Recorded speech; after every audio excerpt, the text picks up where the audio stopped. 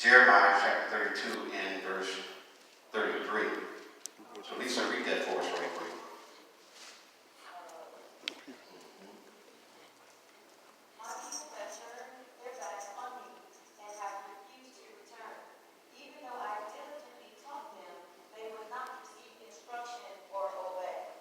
All right, 34. She has a Living Application Bible. That's why I wanted to hear from that version. Go ahead.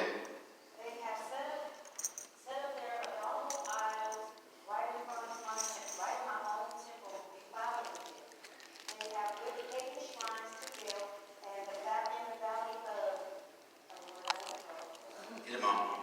Get him on.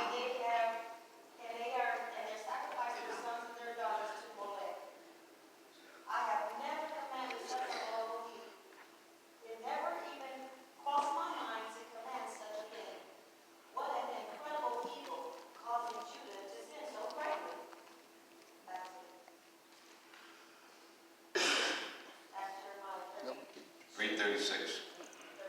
And thus saith the Lord.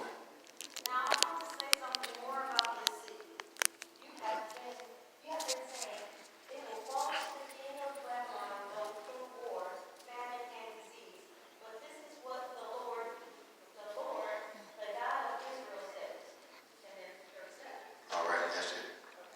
This particular subject, I don't have a title. You may be seated. I don't have a title. And I kept trying to come up with a title, which most preachers do, try to come up with something that's cliché-ish or something that you can remember it by. And I looked at that and I said, no, this is serious business. We need to remember. So I don't have a title, but when I had one, I thought about Arnold Schwarzenegger when he was in The Terminator. And most of the favorite words we all know when we think about y'all still. I'll be back. I'll be back. I'll be back. I'll be back. And the reason why I thought about that was because this is such a drastic time. In the time of Jerusalem and the time of the writer, the time of God's people, that how they were there, and Jeremiah, he comes in as a prophet. And as you know that when he came in at the time that King Josiah was in office. King Josiah was that 8-year-old king that was put in office. And God called him, but God let him stay. He didn't sit in the middle seat, so to speak. He wasn't the king, but he was a king that was governed by our king.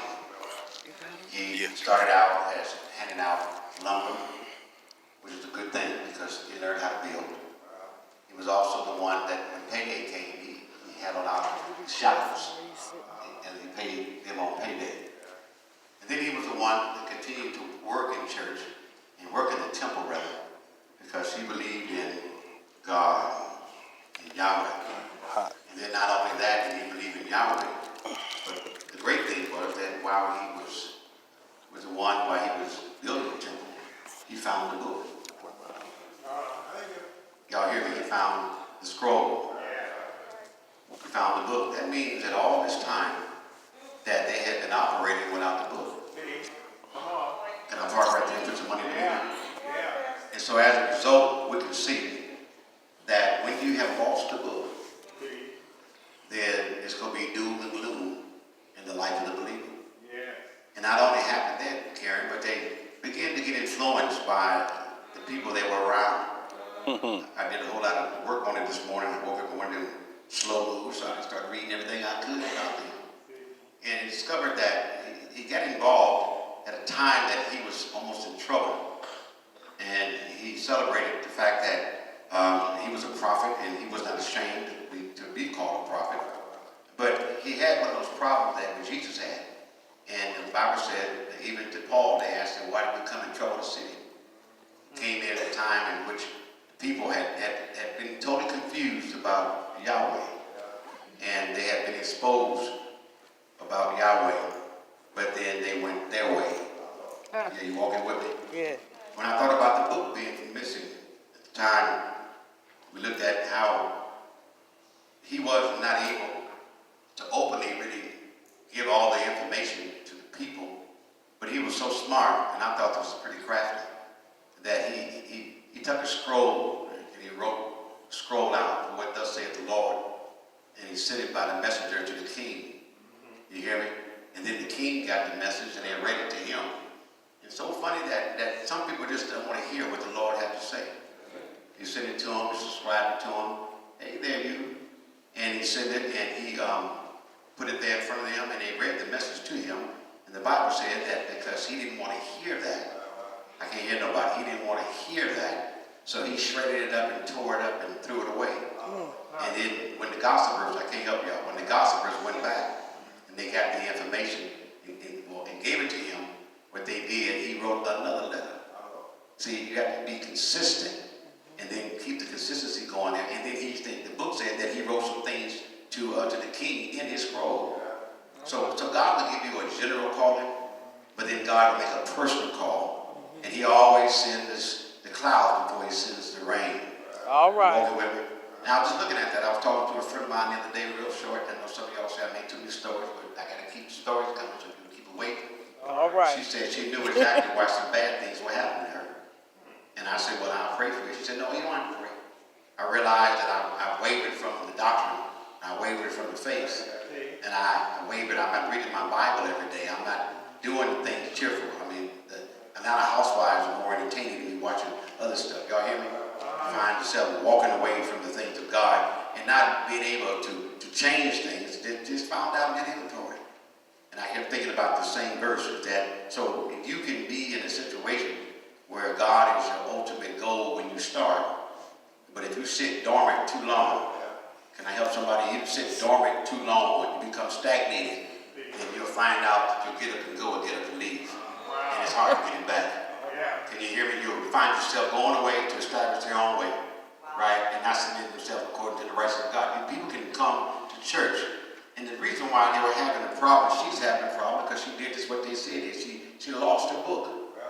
Did you hear me? She lost the book. When you lose the Bible, you lose your direction, you lose your affection. And as you read a little further down in Jeremiah, there's three things that went wrong in the time of our text. The church was on its way to Babylon. I called it the church, but it wasn't. It was just the people of God, that they had lost their way. And so they get mad at Jeremiah because they thought Jeremiah was causing a treason, which means that he was kind of forsaking the old stuff, right? He was giving in and not respecting the old. But, at some point, old becomes gone, right? Old becomes, we have to have something new. Did you know the book of Deuteronomy means say it again? I can't hear nobody. New was what? 2? So that means that they had to go back and say it again, but he said it again to a new population, and he said, teach this to your sons, your daughters, and your daughters and sons, which means that go help me somebody, I'm preaching. 3 generations, keep on teaching this to them. And they got so bad when they stopped reading the book, sure, don't tell nobody, I told you, that he said, put it around their neck. Because we constantly have to be tied to the word of God, because there's a way that seemeth right to a man. And after a while, you start writing your own script and bringing your own picnic basket. You start making your own basket. I told my mother never ate nobody else's food, but we would always go to the trunk and she'd make a full course meal because she said, I don't eat everybody else's cooking. And so I say that's what happens on Sunday morning, that the Lord gives a preacher to give him a word or a prophet a word, to give advantage to word, and then you go in your trunk and get your own word. And I'll say it again, you bringing your own lunch to somebody else's party. You're bringing your own food. Now people, when I used to drink that, they would call BYO, bring your own. Like the church is called GYO, get your own. Because what happens in the text, they say that God was so upset with them, and the people got mad because they said, now Jeremiah, you trying to be judging us for all this stuff that everybody ain't doing it.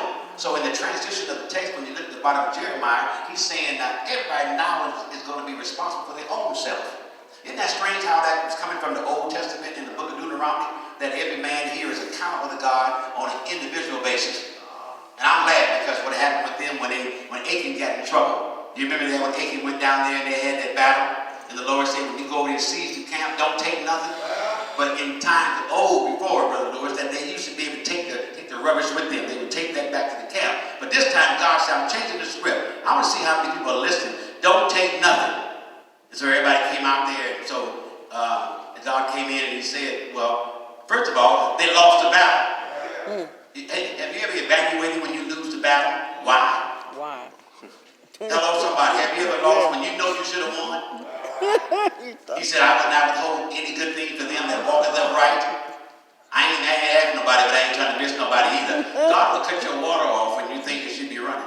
Uh-oh. And there should be, y'all hear me now? He would let us know that if we don't walk circumspectly according to the word of God, and you know better, and then he tarries and he gives you grace. Okay. Now he don't come just on the first time, but he lingers back in Revelation said that he gives out grace. That's why he didn't judge Jezebel. And the reason why what he's saying, I'll pull back a little enough so you can get yourself together. Because then you'll make me have to go into my Jehovah's Witness place. Now when God go into his Jehovah's Witness place, when he takes his coat off and he rolls up his sleeve, he said, you've been too tough, that means you will fight. Yeah. And he's not fighting to knock you out, he's just trying to fight to knock you down. Yeah, some of that. Yeah, knock you down from your beast of arrogance, knocking you down from the places where you should be. We had a Halloween, but they had a Halloween party Friday, and this one girl was climbing up all these shelves. I mean, it was like 9 feet tall. And I said, little girl, you know I got it. Little girl, you gonna fall. She said, no, I'm not. I said, now fall. I said, whose kid is that? And they said, one of our workers. Program director said, that's my daughter. I said, well, she fell down. She said, did you catch her? I said, no, I took her. Grace don't live here no more. Because you tried to tell me. And I catch her, she had a little short dress on, and I know we don't catch no girl. See, man. Caught this weed fall down. I said, she got up again. She said, oh, I heard it. I said, good. So she said, you think she'll go up there again? I said, I don't think so. But she recognized that the higher you go, and when you mess up, the further you fall. Yes, Lord. Yes, Lord. Yes, so we can Lord. go high in the Lord if you want to. Escalate the sky. You can go up high as a skyscraper. But when you get to the top, Just to come down. and we mess up, Woo, glory. or you're on your way to the top, and you got slippery slopes in your life. Yeah. Been there, done that. Find yourself back in When the you know what in without a shadow of a doubt, without a reasonable doubt, you know you should have been where you should have been further up the road. Not financially. We're talking about you should have been at another place, doing another thing. Oh, God. But because of you mix it in with the Babylonians. First of all, Baal wasn't even real. So now he's a victim of your imagination. So Baal offered them what he never could deliver. I told you last week that when he worshiped Baal, and the reason why Elijah called the challenge was because he said, I want the real God to show up. They had a divinity fight. A divinity fight. God will fight the battles on local levels for us. You don't have to fight them. That's why he tells them, that we have to armor ourselves against the wiles of the devil. Understand, we have to arm ourselves, not against each other, but those wicked darkness. You got some stuff, we have to teach about that, the darkness and some devils and some demons out there. We never talk about that with demonology. We never talk about that. I always say, we don't know what it is. You turn into a demon yourself because you get so mad because you keep getting beat up by the same thing you call. All right. Behind everything is a cause and effect. Yes, it is. Everything. We don't talk about that. Well, how did you fall? How did I get where I am? Like that song, How Did You Get Here by Monica. Nobody's supposed to be here. Ain't nobody supposed to. You got all these creepy calls around you because you created them. They call you. Wow. They call you crops. The sermon I preached this about 30 years ago, be careful your crops, will catch up with you. And then when Jacob, the shouts to the crook named Jacob, he learned after a while. But he had to go through the horrible place of reap what you sow. You know what that was? He got sent to Uncle Laman's house. Yeah, he had to work 14 years for this woman. And he got tricked. He ended up with that cockeyed girl. What's her name? Yes. But he ended up with that. He got tricked. Every trick has a trick that's bigger than this. You better walk with me here. So there's some repercussions behind what we do. You went to spend the day and you spent the night, and now you're going to spend the life with that person. Oh, Lord. I have a friend that spent the night preaching in the wrong house. Now you're falling to me. Don't even know her name. Jesus. I had a client. I used to ask him why he didn't visit his son. Michael Smith was going bananas. He ripped out the window, cut her, shoot her, everything he wanted. So I met the father. I said, won't you come visit your son? He said, I don't know him. Wow. I said, well, how do you not know him? He said, I went to a party and I had a one-night stand. And then thing I know, I got subpoenaed from the court saying that I had to pay child support to a little boy I don't even know. Then how do you tell them to visit some little fella he's just meeting when I met him? How do you do that? I did a case a couple weeks ago down at our house. The man went to 9 years of daughter for 9 years. My job was to help him make the transition to come together. He said, I'm so scared. And I met with her, she was open. It was just strange, she was open, he was scared. Because you know why he left. But now he got to tell her why he left. But the girl was so intelligent, Hispanic girl, I mean, I really thought, I was scared too, because I know this could have blew up. She said, I'm willing to see my father no matter what my grandmother said. I said, Jesus is going to be good. I gave her 3 questions you go ask. I told him to bring the photo out. Let's mesh this together. He was crying, Mr. Grimm, I don't understand. It's been 9 years. Because I made a mistake. And I hit the pipe one time. He said, I've been chasing this for a long time. So the crowd will catch up with you. And we never talk about that. So we got to be careful what you put in the ground. Yes, Lord. My good friend named Renee said, be careful what you put in the atmosphere. Yes, Lord. Because it got a way of coming back. Jesus. Be careful what you plant. Jesus. Because it can grow. That's right. Oh, God. I'm sure when you planted a seed 30-some years ago, them twins and boys and girls, they come up again. Yes, Lord. And the bad part about it, they start looking just like you. You need no DNA on that one. You are the Father. So Jeremiah is letting us know that we have to be careful when we break the laws of God. And the reason why things happen like this is because when you lost your book, you done lost your mind. Am I right about it? You can't make references about your education, psychology, criminology, theology. That's wonderful, but if we haven't opened up the book, then you don't know what thus saith the Lord. It's just we're being governed by what the Lord said. And here's the thing, he even told him, even when you had the book, you still wasn't obeying. Drop anchor right there. You didn't obey me even when you had it.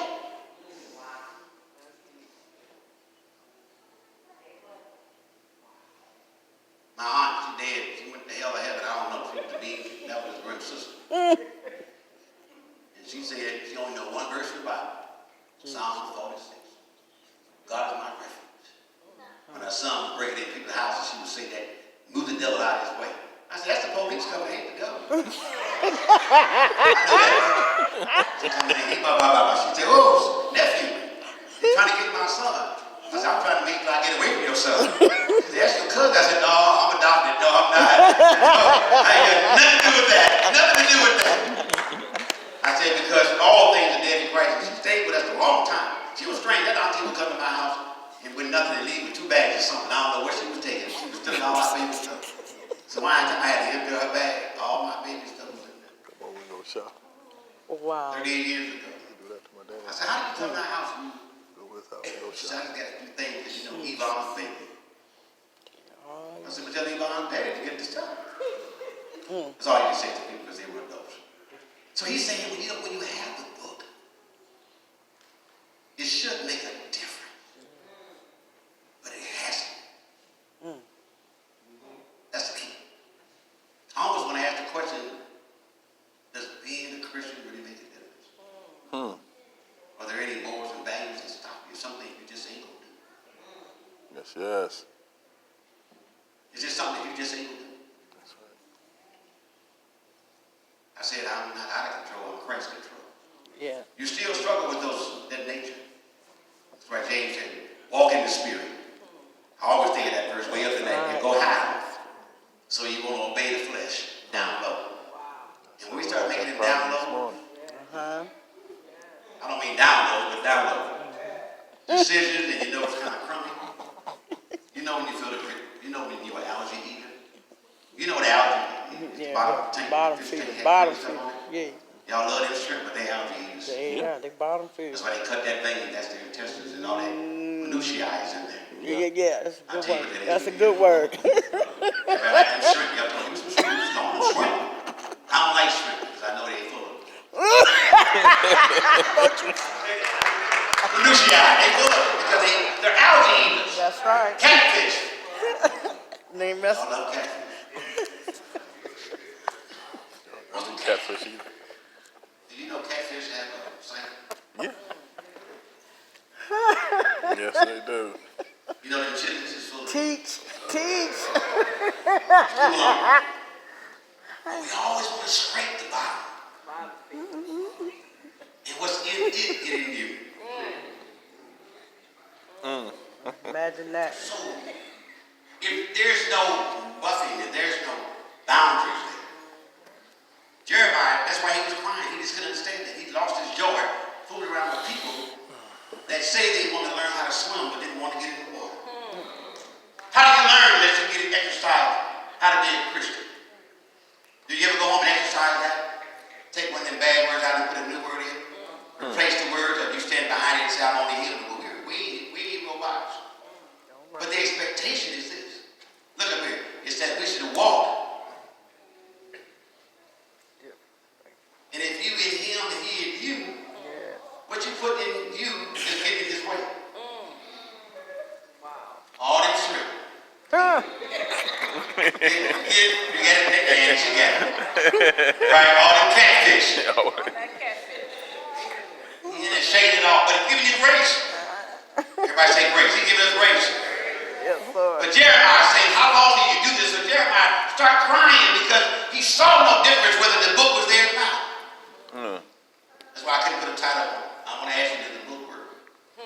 Does the word work? You don't care how many meetings you have. So then I went a little further. I said, okay, that's enough beat up. I said, that's enough beat up. I said, I couldn't take no more. I told you, it printed when it had no ink in it, so I must have to say it. The question was, does the word really work? Does church really work for you? All right. Does being a child of God for you, or is it just habit? We have bad attendance. We think we have excuses, but Paul said we have unexcused excuses. Google when you get home. We have unexcused excuses. Which means that I hear your excuse, but it's not no excuse for that. Because he's only given us everything that we need to overcome every possible situation there is. Thank you, Lord. He's only given it to us. God has not given you the spirit of fear. Some of us too scared. All right. Scared of this, scared of that. And really, you ain't scared. Because I found some kids, scared folks will hurt you. Yeah, You hit we me, will. I'm going crazy. I got aggression from the 60s. So you don't want to fight me, I ain't going to stop, I'm going to fight all day. That's why I don't fight people. I just hate, I'm a foster kid, I'm still mad. I've been delivered. Don't run up here and bite me, please don't. Just please don't. I'm fighting back. I'm fighting back. You know that I'll fight. Jump on the kid, miss the grandkid, or cut your throat. They tell you don't die so I can stab you again. Don't die. Don't die. So when you do that, when we go into our own stuff, we gotta filter through that and find out what's inside of us. And does church really work? Do we use it for a filling station? Or do we use it for a flush out? Come on now. Come on Because now. when you have a bad radiator, Make it plain. and stuff don't go through it. Yeah. Us that had them buckets for years. It back up and it caused the car to overheat. And it's only a flush. And you know really what messes it up? And y'all come to me close. It's just the rust that builds up In the pipes. in the radiator. That's it. That which is supposed to work, WT don't work no more. It'll hold the water, and then if the water pump go out, and then the thermostat don't overly close, that's the system, y'all. Had a bucket, I took all that apart, put it back together again myself. If the system doesn't flow, then you go overheat. How many times do you overheat? And you don't really. I'm amazed. I'm getting amazed. I know some people that will shoot you. In church, I know. Come on. You wonder why I love certain people, they got their pistol. They tell y'all something. I ain't been delivered. You 90? You ain't been delivered yet. Wow. You must be in the wrong line. Spiritual midget. I went to the store and I got the cake with Paul. I had to get it, I'm a cook, so my counterpart dumped it, so he went out of town, so I had to get the cake. So they had two lines. They had the checkout stand, and they had the self-serve. It was more people in the self-serve. And I asked them, I said, there's 10 people in line, and there's 2 over here in the checkout. I thought about the serve. We'd rather stand long in the self-serve than go out the regular checkout. Oh, God. Then I also noticed something else today, a little nosy. Everybody that went to the self-check had a problem. They had to call for the Had to get some help anyway. And I just kept on stepping up, and I kept looking back. I'm looking back, and looking back, and they were still in line. you serve yourself, it ain't gonna work. Huh. Wow. Y'all getting all kinds of stuff. I've been on this bike on this piece of chicken here all week long. Y'all. Oh, wow. On the bone. Because I kept wondering, I said, so what is this? All right. That causes it that God had to say this every time? It's found in Deuteronomy. It's talking about what he talked about before. And I'm sorry, because we opened Jeremiah, but the statements were made in Deuteronomy. He said, say it again, say it again, keep saying, say it again. Next generation. Yourself, it don't work. Us moving forward, we're gonna say the same thing, we just gonna rap it differently. All right. We're not gonna change the doctrine of truth. We're not gonna change it. We're just gonna rap it differently. I tried to grow my hair and make it big and natural. I didn't like it, I cut it off. But everybody, all the young kids say, Brandon said, you look 20 years young. My father-in-law said, boy, you sure look young. I had to spray it. Yes, take care of y'all then. And dry it out. And I ain't gonna find me some cremation and some product. I said, it just means. And then none of it worked. So sometimes we go and try stuff. But again, we go back and look at this. So I just discovered who I am. That ain't me. I'm still trying one more time. I'm trying one more time. But you try to find out how you can meet someone to communicate. The Spirit tell me, you don't have to look like that. You know? You just want them to be like you. But then I'm scared to expose. We should be scared of what we expose to other people. Because some of us ain't arrived yet. And then the very ones that run to the front, that's what kills me. No, that's what keeps me alive. Right, You right. tell people, go hug him, pick up that devil. You ready to hug? I see it every time. Let him go. That's why I say, hold him. Don't hold him. Leave him alone.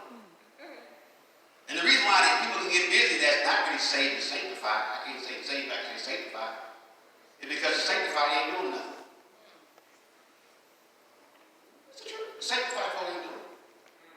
We doing observations, no participation. Am I right? But we can write down all the criticism, we can do all that. So I wonder, is the book working? You say it's 3 books that run the church. The hymn book, the Bible book, and your checkbook. Oh. Some of us got our Bible and our checkbook, and we think we're doing something. Can't buy to heaven. And you sure can't sing your way to heaven. So is it really working? So when I looked at this, and I'm almost through, I just want to set it up real good and make me think about it. Because it's important that we know that merging and mingling with the world will contaminate you. Yes, it will. Yes, it will. That's right. Merging and mingling with the world. How many of y'all, just tell us, we just talk, that really have found yourself slipping out of the practices of God? That's what we say. That's not what we say. You trying to slip. Practices. Can I use your example? Iron Man, I love him. Because he's big. The bigger they are, I like big people. Yeah, me Little too. people, I ain't got no use for you. Because y'all can't help me, I love you too. I like big folks. Me too. He been teaching, going to Bible study, and doing all this great things, get up early in the morning, doing videos and all that. And he had an incident at Ralph's. At Food for Less. Over there on Western. I passed the day. I ain't going in there. Something happened. Great man, devoted, love God. Been here, 4 years? 4. 4 years. Come in, vibrant. Got this going. Respected by all. A gentle giant, he's big. I like him big. Right? He was standing there with you. And the lady was cussing me out. She cussed him out. I just watched it. And then he's over there at the store and had a situation that could have been a great testimony. Yeah. And he flunked it. We all flunked it. You know that. You get your high heels on with your red bottoms. You think you're somebody. And you out there cussing like a sailor. Or you driving around a nice car doing that. And God giving you stuff. You got on your good cologne, perfume. Come on now, make it plain. And you out there down there gambling in your good socks, in your church clothes. Your glad rags. So he gets down there, Iron Man has some confrontation with somebody, he come loose on him. Slipped out, went all the way back to 19. Get out. Anything in 19 is crazy. That's 19 years ago. He said, Reverend, I lost it. So that means we got to nurture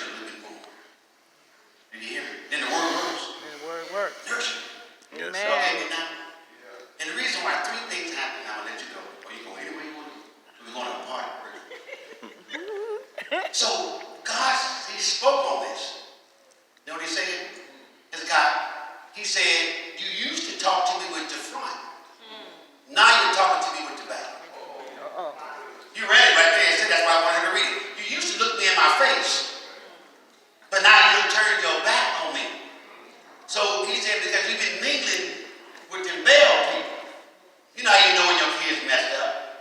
And you got 4 kids, 3, 4, 5, 6, right? 7. Right. You know when Tawana messed up. You know when Timothy messed up. You know when Ezel messed up. You know you think he's perfect. You know when that young son messed up. Yeah, you know what it was. You said, Reverend Grim, see, you said, I can tell they're my kids. You think God can't tell? About us. Miracle, you know God can tell when. But here's the problem. Everybody say, what's the problem? What's the problem? The problem is that when you can't tell. Oh, glory. My grandson would say, doo-doo. Imagine when you can't tell that, you just failed God. Because the way we handle it is not the ways of God. First of all,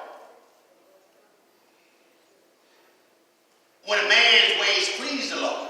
All right. So how do you get the lap of God? You please him based upon the fact of what you know about him. If you don't know a lot about him, you don't please him too much. You don't think so? Conviction comes by knowing him. Yes. Am I right? And the more you know him, and I'm better now, I know him and I learn in my trials. That's right. I learn in my tribulation. But also I learn it because I read. You don't have to knock me down and stomp me in my neck to make me learn. Some folks say, well, you know, when you go down, no, I don't want to go to jail. I don't want to go. Go on next door, pick that man up. I don't want to do that. You don't have to knock me out, throw me out. I'm praying, you praying. We're doing like saints do. We don't fall out. We pray to get back together. He told Peter, now don't be saying all that stuff about that Cornelius guy. That's what belongs to me. Don't say it's unclean. That's how we pray. That's how we fool the devil and we do something different. Otherwise the book ain't working. That's right. We do something different. Participate. Pray to ask God, I don't like her. There's something about it. Well, that ain't of God. Something about it. Check yourself. Why I don't evaluate. That's what I said in therapy. Evaluate. Why do you hit this boy? There's just something about him. I said, well, figure it out. I got an hour and a half with you. Figure it out. I got a boy now. I thought he was innocent. He tried to cut somebody the other day. Oh, God. Look, he's short and dirty, boy. I went down there, he ain't guilty. I mean, I ran all the way to Lakewood to get him out of trouble. Well, he suspended him for 5 days. So I went and got him and took him to the office, took him to the big, down in Hollywood. Well, MapQuest said, don't get on the freeway. And I forget, I know how to get there from